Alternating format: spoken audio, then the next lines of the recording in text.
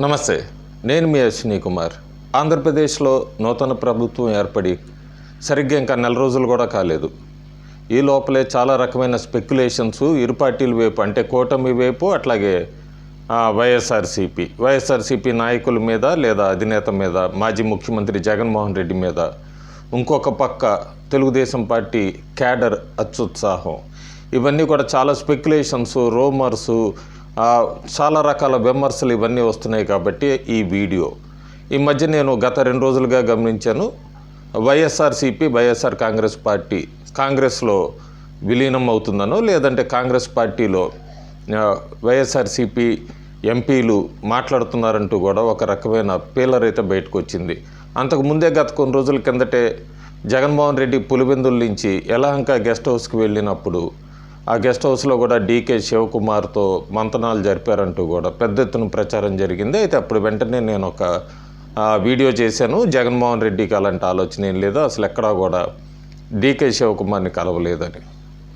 So ఇప్పుడు ఇంకొక కొత్త ప్రచారం ఏంటంటే వైఎస్ జగన్ లోక్సభకి వెళ్ళొచ్చు అని చెప్పి, అట్లాగే ఆయన తల్లి విజయమ్మ అసెంబ్లీకి పోటీ చేయొచ్చని. సో ఈ ప్రచారాలన్నింటిలో కూడా ఎక్కడ నిజం లేదు. ఎక్కడా కూడా ఇవంతా కూడా వైఎస్ఆర్సీపీ క్యాడర్లో కన్ఫ్యూజన్గా తప్ప జగన్మోహన్ రెడ్డి ఎక్కడా కూడా పార్టీ ఎంపీగా వెళ్ళే ఉద్దేశం లేదు, ఎమ్మెల్యేగా రాజీనామా చేసే ఉద్దేశం లేదు, అట్లాగే కాంగ్రెస్ పార్టీతో మంతనాలు జరపలేదు, కాంగ్రెస్ పార్టీ షర్మిలతో రాయబారం కూడా నడపలేదు. ఇవన్నీ గాలివార్తలే, కొట్టిపడేయచ్చు కన్ఫర్మ్గా. అయితే జగన్మోహన్ రెడ్డి తను ఓటమి చెందాక మాత్రం రివ్యూ అనేది అయితే చేసుకున్నాడు అనేది ఇంట్రోస్పెక్టివ్ పార్టీ పరంగా జరిగిందనేది అయితే సత్యం. అయితే అక్కడ ఆ ఇంట్రోస్పెక్షన్ జరిగినప్పుడైతే చాలా వరకు తనకు కొన్ని తెలిసి కొన్ని తెలియకుండా కొన్ని తప్పులు జరిగినాయి. కింద నాయకులు చాలా వరకు కూడా చాలామంది తన దాకా చాలా విషయాలు రానివ్వలేదు. ముఖ్యంగా అందులో ఆయన నమ్మకం బాగా పెట్టుకున్న సలహాదారులు, అందులో 2 వ్యక్తుల పేర్లు అయితే వైఎస్ఆర్సీపీ ఎమ్మెల్యేలే బయటికి చెప్పారు. ఓటమి మాజీ ఎమ్మెల్యేలు ఓడిపోయాక ఆ పేర్లు ఏంటి అనేది పార్టీ మాజీ ఎమ్మెల్యేలే జగన్మోహన్ రెడ్డి దృష్టికి తీసుకొచ్చారు. సో గతం అయిపోయిందని ఆయన ఉద్దేశం ఇప్పుడు ఒకటే, ప్రస్తుతం కొత్త ప్రభుత్వానికి ఒక 6 నెలలు సమయం ఇవ్వాలి, 6 నెలల తర్వాతే ప్రజల్లోకి వెళ్ళాలి. మళ్ళీ ఆ యాత్ర పేరు వేరే ఏదైనా పెట్టచ్చు, అది ఓదార్పా లేకపోతే ఏది అనేది అప్పటి నిర్ణయం బట్టి ఉంటుంది. ప్రస్తుతానికి ఒక 6 నెలల సమయం నూతన ప్రభుత్వానికి ఇవ్వాలన్నది, కూటమి ప్రభుత్వానికి ఇవ్వాలన్నది ఆయన వ్యక్తిగత ఆలోచన. అట్లాగే ఎవరైనా పార్టీ మారాలంటే నిర్భయంగా మారచ్చు అని చెప్పాడు ఆయన, ఎందుకంటే దాని మీద కూడా వార్తలు వస్తున్నాయి. అయితే ఒక పిల్లర్ కూడా వచ్చింది, ఒక యూట్యూబ్ ఛానల్లో చూశాను. 12 మంది బీజేపీలోకి 11 మంది జంప్ అవుతారని. బీజేపీ ఎక్కడ అట్లా తీసుకోదు, రాజీనామా చేసి మళ్ళీ బీజేపీలోకి వచ్చి బీజేపీ తరఫున గెలవాలే తప్ప డైరెక్ట్ తీసుకోదు వాళ్ళని. అసలైన వైఎస్ఆర్ కాంగ్రెస్ పార్టీలో నుంచి బీజేపీ వైపు ఎవరు చూడలేదు. ఎమ్మెల్యేలు చూస్తున్న వాళ్ళంతా కూడా కూటమి వైపే చూస్తున్నారు. అది జనసేన అవ్వచ్చు లేదా టీడీపీ అవ్వచ్చు. జగన్మోహన్ రెడ్డి మొహమాటం లేకుండా చెప్పాడు, మీరు పార్టీ మారాలంటే మారచ్చని. ఎందుకంటే పార్టీ స్థాపించినప్పుడు తనతో తన తల్లి తప్ప ఎవరూ లేరు. సో మీరు పార్టీ మారాలంటే మారచ్చు, నాకు ఇంకా వయసు ఉంది, ఓపిక ఉంది, నేను మళ్ళీ ప్రజల్లోకి వెళ్తానని. సో ఇక్కడ క్లియర్ కట్ హింట్ ఏంటంటే జగన్మోహన్ రెడ్డి మళ్ళీ ప్రజల్లోకి వెళ్తాడు పార్టీ కోసము.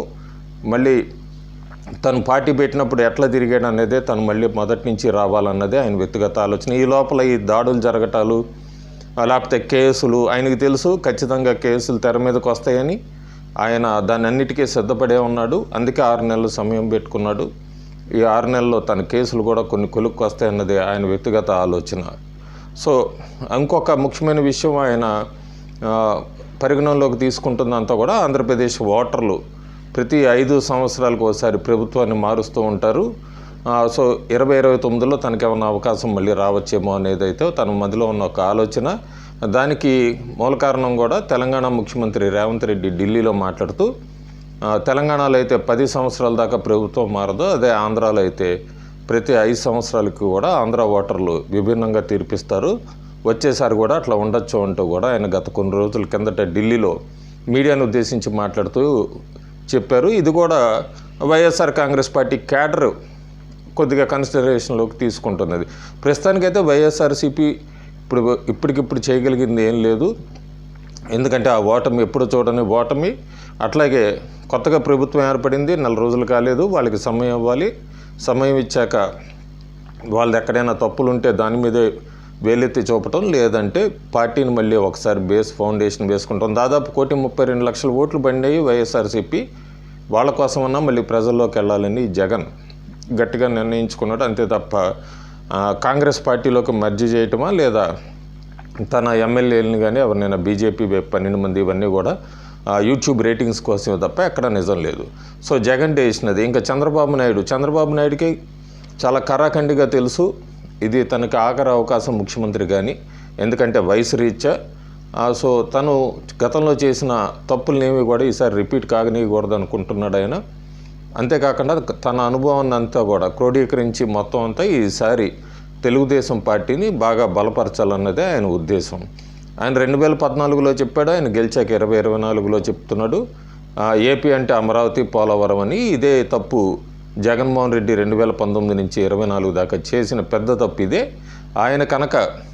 ఆయన ఇస్తున్న ఉచితాలతో పాటుగా ఆంధ్రప్రదేశ్ రాజధాని విషయం కొలిక్కి తీసుకొచ్చి అందులో ఆ 3 రాజధానులు అనేది ఎవరిచ్చిన సలహానో కానీ పక్కన పెట్టి, గతంలో ఆయన తండ్రి కనుక చంద్రబాబు నాయుడు 99 నుంచి 2004 దాకా హైటెక్ సిటీ డెవలప్ చేస్తే ఆ 2004 తర్వాత అధికారంలోకి వచ్చిన వైఎస్ రాజశేఖర రెడ్డి ఎక్కడా కూడా దాన్ని ఆపకుండా అక్కడి నుంచి ఆయన ఫైనాన్షియల్ డిస్ట్రిక్టు అట్లాగే శంషాబాద్ ఇవన్నీ డెవలప్ చేసుకుంటూ ఎక్స్టెన్షన్కి వెళ్ళాడే తప్ప జగన్మోహన్ రెడ్డి అట్లా కాకుండా అమరావతి అనే రాజధానిని తీసేసి వైజాగ్ లేదా 3 రాజధానులు అనే తప్పుడు అడుగులు వేయటం తెలుగుదేశం పార్టీకి బాగా కలిసి వచ్చింది. ఆంధ్రప్రదేశ్ ప్రజలకి ఆగ్రహం తెప్పించింది.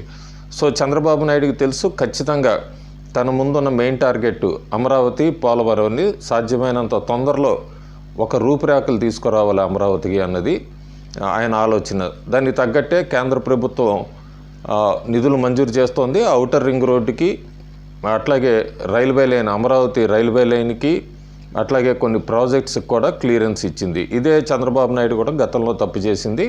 2017-18లో పోలవరం మీద యూటిలిటీ బిల్స్ ఇట్లాంటివన్నీ సబ్మిట్ చేయనందుకు అప్పుడు కేంద్ర ప్రభుత్వం నిధులు మంజూరు చేయలేదు. అట్లాగే అమరావతికి సంబంధించి ఓఆర్ఆర్ డిపిఆర్ కూడా అప్పుడు ప్రజెంట్ చేయలేదు, గెజిట్ కూడా రాలేదు అందుకే అప్పుడు. సో ఈసారి చంద్రబాబు నాయుడు ఆ తప్పులు చేయదలుచుకోలేదు. డిపిఆర్ అన్నీ కూడా క్లియర్గా సబ్మిట్ చేశారు. నితిన్ గడ్కరీ వెంటనే ఆమోదం తెలిపారు. అట్లాగే హైదరాబాద్ టు విజయవాడ ఇది కూడా హైవే ఎక్స్టెన్షన్ కూడా ఒప్పుకుంది కేంద్ర ప్రభుత్వం. సో ఇవన్నీ అవటానికి సమయం పట్టచ్చు, కానీ చంద్రబాబు నాయుడు వచ్చాకైతే మొత్తం ఒక ఆంధ్రప్రదేశ్ రాజధానికి అనే దానికి ఒక రూపురేఖలు తీసుకురావడానికి ప్రయత్నిస్తున్నారు. పోలవరం మీద కూడా ఒక అడుగు ముందుకేయడానికి ప్రయత్నిస్తున్నారు. అక్కడ ఏం జరిగింది నిపుణులను తీసుకొని వస్తున్నారు, అందరినీ చర్చిస్తున్నారు. ఇవంతా కూడా చంద్రబాబు నాయుడుకి ఒక ప్లస్ పాయింట్ అని చెప్పచ్చు, మైలేజ్ అని చెప్పచ్చు. సో ఈ ఫేక్ ప్రచారాలు నడుస్తూనే ఉంటే సోషల్ మీడియాలో క్యాప్జెమినీ వెళ్ళిపోయిందనేది ఎక్కడా లేదు. అసలు క్యాప్జెమినీ అనేది ఎక్కడ అసలు వైజాగ్లో అన్నది తీసుకొస్తున్నట్టుగా 1000 కోట్లు అనేది ఒక వార్తే తప్ప కన్ఫర్మ్గా ఎక్కడ లేదది. సో ఇలాంటివి నడుస్తూనే ఉంటే ఇరు పార్టీల మధ్య. అట్లాగే దాడులు కూడా పై స్థాయి నాయకులకు తెలియపోయినా కింద క్యాడర్ ఈ దాడులు జరుగుతూనే ఉంటాయి. కాకపోతే వైఎస్ఆర్సీపీ అయితే గట్టిగా గ్రౌండ్లో నిలబడాలి ఒక 6 నెలల తర్వాత అన్నది జగన్ ముఖ్య ఉద్దేశం. చంద్రబాబు నాయుడు మాత్రం 2029కి పార్టీని సిద్ధం చేయాలి, తన తర్వాత తమ వారసుని మళ్ళీ ముందుకు రంగంలో తీసుకురావాలి, రాజకీయ పరంగా 2029 పార్టీని ముందుకు నడిపించాలి. దానికి ముందు ఆంధ్రప్రదేశ్ ప్రజలు ఎప్పటి నుంచో ఎదురు చూస్తున్న రాజధాని అనే దాన్ని ఒక షేప్ తీసుకురావాలి. పూర్తి కాకపోవచ్చు, ఎందుకంటే అది చాలా పెద్ద, ఆయన విజన్లో చాలా పెద్ద ప్రాజెక్ట్ అది కంప్లీట్ అవ్వడానికి చాలా సంవత్సరాలు పడుతుంది. కానీ ఈ లోపల పనులు నడుస్తూ ఒక రూపురేఖలు తీసుకురావాలన్నది, పోలవరం ముందుకి తీసుకెళ్లాలన్నది ఆయన ఆలోచన. అయితే చాలామంది యూట్యూబర్స్ కూడా ఇక్కడే ఎప్పుడు తప్పు చేస్తుంది తెలుగుదేశం పార్టీ. గతంలో కూడా చూసాము, ప్రధానమంత్రి నరేంద్ర మోడీ చంద్రబాబుకి భయపడుతున్నాడు, లేకపోతే చంద్రబాబు నాయుడుకి లొంగాడు, అందుకే ఆయన చంద్రబాబు నాయుడు ఏమడిగినా కూడా ఇస్తున్నాడు. ఢిల్లీలో ఇదే జరిగిందంటూ కూడా కొంతమంది ఈ మధ్య యూట్యూబ్ ఛానల్ స్టార్ట్ చేసిన కొంతమంది పెడుతున్నారు. ఇక్కడే టీడీపీకి డ్యామేజ్ జరిగేది ఎప్పుడు ఇదే 2017 నుంచి 19 మధ్యలో కూడా ఇట్లాగే నడిచింది. సో చంద్రబాబు నాయుడు ప్రస్తుతం అలాంటి తప్పుడు స్టేట్మెంట్స్ ఎవరన్నది నా ప్రగాఢ నమ్మకం. అంతేకాకుండా క్యాడర్ కూడా సంయమనంతో ఉంటే ఇట్లాంటి ఫేక్వి న్యూస్ ప్రచారం చేయకుండా, ఎందుకంటే మోడీ లాంటి వ్యక్తి చంద్రబాబు నాయుడు, జగన్మోహన్ రెడ్డి వీళ్ళందరికన్నా కూడా కంపారిజన్ లేదు. ఆయన ఎవరి మాట విండు ఆయనకి. సో ఆయన అనుకున్నదే ముందుకు వెళ్ళిపోతూ ఉంటాడు. అది టీడీపీ వెళ్ళిపోయినా, జేడీయూ వెళ్ళిపోయినా కూడా ఆయన ఏమి అట్లాంటి లెక్క చేయడు. సో ఆ బ్లాక్మెయిల్ రాజకీయాలకు ఆయన లొంగడం అన్నది అయితే నాకు బాగా తెలిసిన ఇన్ఫర్మేషన్. సో టీడీపీ కూడా ప్రస్తుతం కావాల్సింది, టీడీపీకి ఆంధ్రప్రదేశ్లో డబుల్ ఇంజన్ సర్కార్ టైప్లోనే పనులన్నీ పూర్తి చేసుకోవాలి. అటు కేంద్ర ప్రభుత్వం నిధులు ఇస్తున్నప్పుడు స్థానికంగా తెలుగుదేశం పార్టీ బలపడాలి. అట్లాగే ఆంధ్రప్రదేశ్ ప్రజలకి ఎప్పటి నుంచో చిరకాల వాంఛలాగా దాదాపు 10 సంవత్సరాలు అయిపోయింది రాజధాని అనేది లేకుండా. ఇలాంటి పనులు, పెండింగ్ పనులు, మన మచిలీపట్నంకి భారత పెట్రోలియం ఎట్లా వచ్చిందో ఒక పెద్ద ప్రాజెక్టు 50,000 కోట్లు పోయేది. ఇలాంటి ప్రాజెక్ట్స్ రప్పించడంలో ముందుకు వెళ్ళాలి తప్ప చంద్రబాబు నాయుడుకి మోడీ భయపడ్డాడు అంటూ కూడా యూట్యూబ్స్లో పెట్టి ఒక 50-60 లక్ష వ్యూస్ సాధించడానికి అట్లాంటి ఫేక్ వార్తలు పెట్టి రాష్ట్ర భవిష్యత్తును మాత్రం నాశనం చేయొద్దన్నది ఆ యూట్యూబర్స్కి నా విన్నపం కూడా. ఇంకోటి, చంద్రబాబు నాయుడు ఆయన ఆలోచన అయింది. ఇప్పుడు జనసేన గురించి అయితే ప్రస్తుతం ఆంధ్రప్రదేశ్ ప్రజల్లో బాగా వినబడుతున్న మాట, మంత్రులు మాత్రం ప్రజల మధ్యలోకి వెళ్తున్నారు. ఇమీడియట్గా స్టెప్స్ అన్నీ తీసుకుంటున్నారు. గత ప్రభుత్వంలో ఏం జరిగినాయి తప్పులు, అట్లాగే ఎక్కడికక్కడ ఏం చేయాలి అనే దాని ఉదాహరణకి నాదెండ్ల మనోహర్ కానీ, అట్లాగే సాక్షాత్తు పవన్ కళ్యాణ్ డిప్యూటీ సీఎం వీళ్ళందరూ కూడా అప్పుడే రంగంలోకి దిగారు. వాళ్ళ శాఖల్లో ఎక్కడ తప్పులు జరిగినాయి, ఎట్లా దీన్ని రెక్టిఫై చేయాలి, ఎట్లా ముందుకెళ్ళాలి అన్నది జనసేనకు సంబంధించి క్యాబినెట్ మంత్రులు వెళ్ళారు. కాకపోతే ఇంకా తెలుగుదేశం పార్టీ నుంచి మాత్రం మంత్రులు ఒక అడుగు ముందుకు వేయాలి. ఎందుకంటే గత 5 సంవత్సరాల్లో వీళ్ళు చెప్పిన ఎలిగేషన్స్ అన్నీ కూడా ఒకవేళ అది నిజమా కాదనేది ప్రూవ్ చేయాల్సిన అవసరం ఉంది. అట్లాగే దాన్ని మళ్ళీ నార్మల్ గాడిలోకి తీసుకురావాల్సిన అవసరం ఉంది. హోంమంత్రి అయితే బాగానే పరిగెడుతున్నారు ఒక పక్క, కాకపోతే శాంతి భద్రతల సమస్యలు ఇవన్నీ కూడా ఆలోచించాల్సిన అవసరం ఉంది. చంద్రబాబు నాయుడు, ఆంధ్రప్రదేశ్ ముఖ్యమంత్రి చంద్రబాబు నాయుడు, తెలంగాణ ముఖ్యమంత్రి రేవంత్ రెడ్డి కూడా గత 10 సంవత్సరాల్లో పెండింగ్లో ఉన్న క్లాజ్ 9-10 రాష్ట్ర ఏపీ రీఆర్గనైజేషన్ యాక్ట్లో వాటికి సంబంధించిన దాని మీద చర్చలు జరిపారు. అంతకన్నా ముఖ్యమైన సంతోషకరమైన విషయం ఏంటంటే 2 రాష్ట్రాలు కలిసి డ్రగ్స్ రహిత రాష్ట్రాలుగా ముందుకు తీసుకెళ్లాలని, సో పోలీసులు 2 రాష్ట్రాల పోలీసులు సమన్వయంతో పనిచేయాలని, డ్రగ్స్కి అడ్డుకట్ట వేయాలన్నది ఒక నిర్ణయించుకున్నారన్నది అయితే మాత్రం చాలా సంతోషకరమైన విషయం. అట్లాగే 2 రాష్ట్రాలకు కూడా సత్సంబంధాలు కొనసాగాలి, 2 కూడా అభివృద్ధిలో ముందుకు వెళ్ళాలి. దానికి 2 ముఖ్యమంత్రులు కూడా కలిసి రావటం అనేది కూడా 2 రాష్ట్రాల ముఖ్యమంత్రి, అది కూడా అభినందించదగ్గ విషయం. ఇంకా బీజేపీ రోల్ ఎలా ఉండబోతుంది ఆంధ్రప్రదేశ్లో? బీజేపీకి తెలుసు, కేవలం 1 నెల రోజులైంది.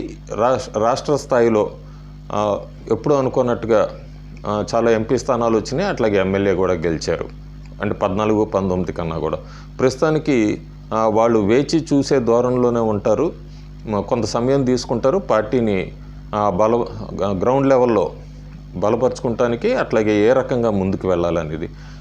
నాకు తెలిసైతే ఈ 5-6 నెలలు బీజేపీ పార్టీ ఆంధ్రప్రదేశ్లో పెద్దగా ఏం ఆలోచించదు, ఏం వర్క్ చేయాలనేది అంతా కూడా ఫోకస్ అంతా కూడా గవర్నమెంట్ మీద పెడుతుంది. అందుకే ఏపీకి తెలంగాణ 2 తెలుగు రాష్ట్రాలకి ఇంకా బీజేపీ ఇన్ఛార్జీలను కూడా ప్రకటించలేదు. ప్రస్తుతానికైతే కన్క్లూజన్ ఏంటంటే జగన్మోహన్ రెడ్డి ఏ పార్టీలోకి మారరు, ఆయన ఎమ్మెల్యేగా రాజీనామా చేయరు, అంతేకాకుండా ఆయన ప్రజల్లోకి ఖచ్చితంగా వస్తాడు. ఆయన 6 నెలలు సమయం ఇద్దాం అనుకుంటున్నాడు తెలుగుదేశం పార్టీకి, కూటమికి. ఎందుకంటే కూటమికి ముందున్న పెద్ద ఛాలెంజ్ ఏంటంటే వాళ్ళు ఇచ్చిన హామీలు. ఈ హామీలు ఎంతవరకు నెరవేర్చగలరు, ప్రస్తుతం ఉన్న బడ్జెట్ దాని ప్రకారం అనేది అయితే మనం వేచి చూడాలి. అది చాలా పెద్ద రిస్క్ అనే చెప్పచ్చు ఎన్డీఏకి రాబోయే రోజుల్లో ఆంధ్రప్రదేశ్లో. సో అక్కడ ఏమన్నా దొరుకుతారా చంద్రబాబు నాయుడు అన్నది జగన్ వెయిట్ చేస్తున్నాడు. తెలుగుదేశం పార్టీ మాత్రం రాజధాని పనులు, పోలవరం, అట్లాగే స్టేట్కి రెవెన్యూని ఏ రకంగా తీసుకురావాలి, కంపెనీస్ని ఏ రకంగా తీసుకురావాలి, ఈ ఆలోచనలో వెళ్తున్నారు. కాకపోతే ఈ 2 ఆంధ్రప్రదేశ్ ముఖ్యమంత్రి, మాజీ ముఖ్యమంత్రి వీళ్ళిద్దరూ మాత్రం రాబోయే రోజుల్లో కోర్టుకి సంబంధించిన కోర్టు కేసుల విషయాల్లో మాత్రం ప్రస్తుత ముఖ్యమంత్రి, మాజీ ముఖ్యమంత్రి వీళ్ళిద్దరికి మాత్రం ఆ నోటీసులు రావటం కానీ, కోర్టులకి అటెండ్ అవ్వాల్సిన అవసరం కానీ, ఇవన్నీ అయితే మనం చూస్తాం రాబోయే రోజుల్లో. అదైతే ఖచ్చితం. కాకపోతే ఎవరు బయటపడతారు ఈ కేసుల విషయం నుంచి, ఎవరు జైలుకి వెళ్తారు అనేది అయితే మాత్రం మనం వేచి చూడాలి. Thank you.